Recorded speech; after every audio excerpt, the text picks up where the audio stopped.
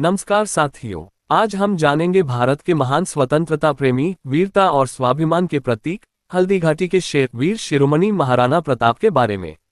7 feet 5 inch लंबाई, 110 kilo वजन, 81 kilo का भारी भरकम भाला और छाती पर 72 किलो वजनी कवच। दुश्मन भी जिनके युद्ध कौशल के कायल थे, जिन्होंने मुगल शासक अकबर का भी घमंड चूर कर दिया। 30 सालों तक लगातार कोशिश के बाद भी अकबर उन्हें बंदी नहीं बना सका।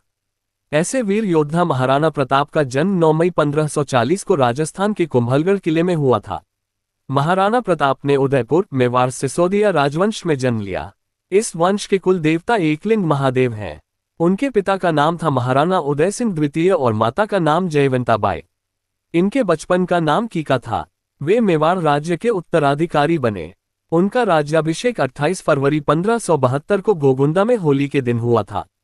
प्रताप ने कभी भी मुगलों की अधीनता स्वीकार नहीं की। अकबर ने कई बार उन्हें अधीन करने की कोशिश की, लेकिन हर बार असफल रहा। इस क्रम में अकबर ने 4 बार प्रताप को समझाने अपने दूत भेजे कि मेवाड़ अधीनता स्वीकार कर ले, किंतु हर बार उसके दूत और अकबर असफल रहे।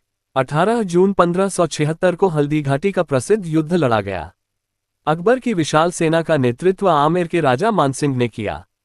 हकीम खान सूरी ने प्रताप की सेना का नेतृत्व किया। महाराणा प्रताप की सेना छोटी थी, फिर भी उन्होंने साहस से मुगलों का सामना किया। इस युद्ध में उनके वीर घोड़े चेतक ने घायल होते हुए भी उन्हें बचाया। चेतक का बलिदान इतिहास में अमर है। युद्ध में प्रताप के हाथी रामप्रसाद ने भी भाग लिए था। कर्नल जेम्स टॉड ने हल्दीघाटी के युद्ध को मेवाड़ का थर्मोपोली कहा। इस युद्ध का आंखों देखा वर्णन अब्दुल कादिर बदायूनी ने किया।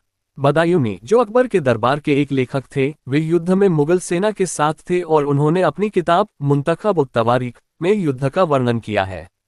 इस युद्ध के बाद प्रताप अपनी सेना सहित जंगलों और पहाड़ों में रहे और उन्होंने छापामार युद्ध नीति अपनाई और मेवाड़ के कई क्षेत्र वापस जीत लिए। उनके त्याग का उदाहरण ये है कि एक राजा होते हुए भी उन्होंने जंगल में निवास किया, जमीन पर सोए और परिवार सहित घास की रोटियां तक खाईं।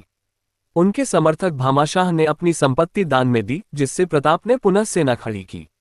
1582 में एक बार फिर अकबर और महाराणा की सेना आमने सामने थी और इस बार प्रताप के रणबांकुरों ने मुगल सेना को धूल चटा दी और मेवाड़ के कई भागों को वापस जीत लिया। कर्नल जेम्स टॉड ने दिवेर के युद्ध को मेवाड़ का मैराथन कहा। प्रताप ने 1585 में चावंड को अपनी राजधानी बनाया। उन्होंने जीवन भर स्वतंत्रता की रक्षा की और कभी हार नहीं मानी। उन्होंने अकबर की अधीनता को नकार कर पूरे भारत के वीरों को प्रेरणा दी। उनका जीवन बलिदान और संघर्ष की मिसाल है। 19 जनवरी 1597 को चावंड में उनका निधन हुआ। चावंड के पास बाढ़ोली गांव में इनकी छतरी बनी हुई है। उनके पुत्र अमर सिंह ने गद्दी संभाली और बाद में संधि की। महाराणा प्रताप की प्रतिमाएं आज भी देश में श्रद्धा से पूजी जाती हैं। उदयपुर के मोती मगरी में उनका भव्य स्मारक है।